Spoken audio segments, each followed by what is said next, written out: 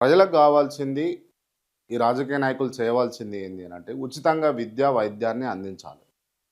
అదేవిధంగా రైతులకు గిట్టుబాటు ధరలు తీసుకొని రావాలి. అదేవిధంగా ఇచ్చినటువంటి హామీలు ఏవైతే ఉన్నాయో, అవి పూర్తి స్థాయిలో నెరవేర్చాలి. ఇది ప్రభుత్వం చేయవలసినటువంటి పని. నేను మొదట చెప్పినట్టుగా ఉచితంగా విద్య, వైద్యము అనంటే, ఇప్పుడు ఉంది గదన్నా ఉచితంగానే ఉంది వైద్యము గూడా, విద్య గూడా అనంటే ఇది సరిపోదు. ఒక కార్పొరేట్ కాలేజ్, ఒక కార్పొరేట్ స్కూల్‌లో ఏదైతే సిలబస్ మెయింటైన్ జేస్తారో, వాళ్ళకి ఎట్లయితే సిస్టమేటిక్‌గా ఉంటారో, అంతే సిస్టమేటిక్‌గా ప్రభుత్వం నడిపేటటువంటి బళ్ళు గూడా ఉండాలి అని అడుగుతున్నా. అంటే ఎగ్జాంపుల్ ఏంది అనంటే, ఒక ప్రైవేటు వ్యక్తి ఇప్పుడు మనం ఏదో ఒక ర్యాండమ్ కాలేజ్ తీసుకుంటే చైతన్య కాలేజో లేకపోతే ఇంకోటో ఏదో కాలేజ్ తీసుకున్నాం అనుకో, అది ఒక సింగిల్ ఓనరు, ఆయన ఒక ప్రైవేటు వ్యక్తి, సింగిల్ పర్సన్ ఆయన ఎస్టాబ్లిష్ చేసుకున్నటువంటి సామ్రాజ్యాలు అవన్నీ కూడా. అటువంటిది ఆయన్నే అంత పెద్దగా, అంత భారీగా, అంత ఉన్నతంగా నిర్వహిస్తూ ఉంటే, ఇక్కడ ప్రభుత్వం ఉంటుంది, ప్రభుత్వానికి సంబంధించిన అధికారులు ఉంటారు. అదేవిధంగా ఇక్కడ పెద్ద సిస్టమే ఉంటుంది కదా. ఎందుకు వీళ్ళు ఇంత చాకచక్యంగా నడపలేకపోతుర్రు అని అన్నది ఒక భయాందోళన కనిపిస్తూ ఉంది. నేను ఎందుకు ఈ మాట మాట్లాడుతున్నా అంటే, మనం గమనిస్తే గనక ఒక ప్రాణంతో ఉన్నటువంటి వ్యక్తి ఇక ఊగిసలాడుతూ ఉంటే, ఖచ్చితంగా చెప్తా ఉన్నా, ఆ కుటుంబ సభ్యులు గవర్నమెంట్ దవాఖానకు తీసుకుపోవాలన్నా వద్దా అని ఆలోచించే పరిస్థితులు ఇప్పుడు ఉన్నాయా లేవా? Yes or no. ఇక ఇంకా ముచ్చటొద్దు. ఓపెన్గా మాట్లాడితే పబ్లిక్ టాక్ ఇది.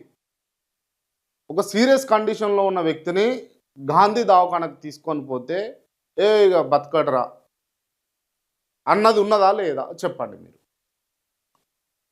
కుటుంబ సభ్యులకు బతకాలనే తీసుకొని పోతారు, కానీ కుటుంబ సభ్యులు కాకుండా ఊరోళ్ళో లేకపోతే చుట్టాలో లేకపోతే చుట్టుపక్కనోళ్ళో వాళ్ళు అనే మాట ఇది. ఎందుకు అనంటే ఆ ఎఫెక్ట్ ఉన్నది. మీకు 99.9% సక్సెస్ రేషియో ఉంటే ఇటువంటివి రావు. మీకు 0.1% సక్సెస్ రేషియో ఉంది. అసలు ఎందుకు నడుస్తూ ఉంది ఇట్లా అంటే, నాణ్యమైన వైద్యులు లేరా గవర్నమెంట్ దాఖంలో అంటే నో, ఉన్నారు.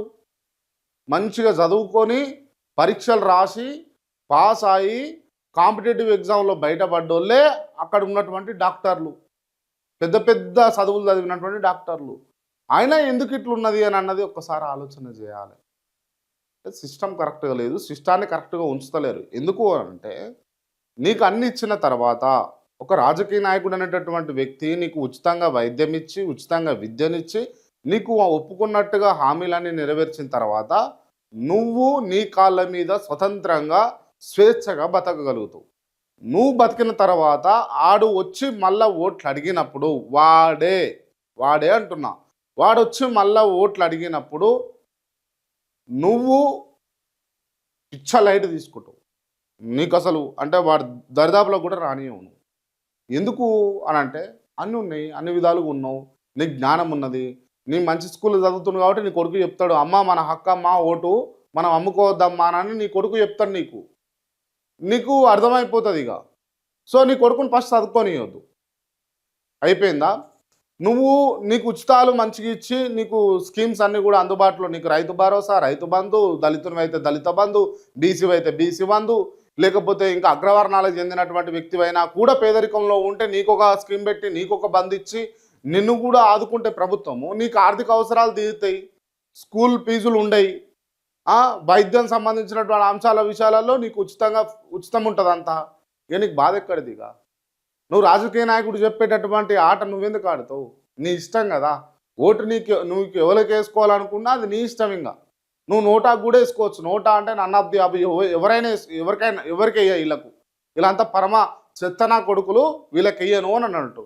అటువంటి దాని ఆప్షన్ కూడా ఉంటుంది, దానికి కూడా వేసుకోవచ్చు. లేదు ఇండిపెండెంట్గా నిలబడ్డాడు దానికి వేసుకోవచ్చు. మనిషి మంచోడే, పార్టీకి గుర్తియలేదు, సో ఆయన ఇండిపెండెంట్ నిలబడ్డాడు ఆయనకి వేసుకుంటావు. సో ఇవన్నీ జరగకూడదు అని చెప్పేసి వీళ్ళు ఆడుతున్నటువంటి ఆట. వీటికి ఖచ్చితంగా ప్రభుత్వానికి సంబంధించినటువంటి పెద్దల విషయంలో, లేకపోతే ఈ అధికారుల విషయంలో, లేకపోతే ఈ నాయకుల విషయంలో ప్రజలు ఓ చరమగీతం పాడాల్సిన రోజైతే వస్తది ఒకరోజు. ఖచ్చితంగా ఆ రోజు వచ్చేంత వరకు మేము మా వాయిస్ వినిపిస్తూనే ఉంటాం. మీ సపోర్ట్ కోరుతూనే ఉంటాం. దయచేసి చూస్తున్నటువంటి మిత్రులారా లైక్ చేయండి, షేర్ చేయండి. ఎందుకు అనంటే ఇవి 10 మందికి తెలవాల్సిన అంశాలు. ఏదో నా వ్యక్తిగతంగా నా ఒక్కడి కోసమో, లేకపోతే ఇంకొక దాని కోసమో కాదు. ఇది ఖచ్చితంగా ప్రజలకు తెలవాలి, ఇంకా తెలవాలి, ఇంకా స్ప్రెడ్ అవ్వాలి.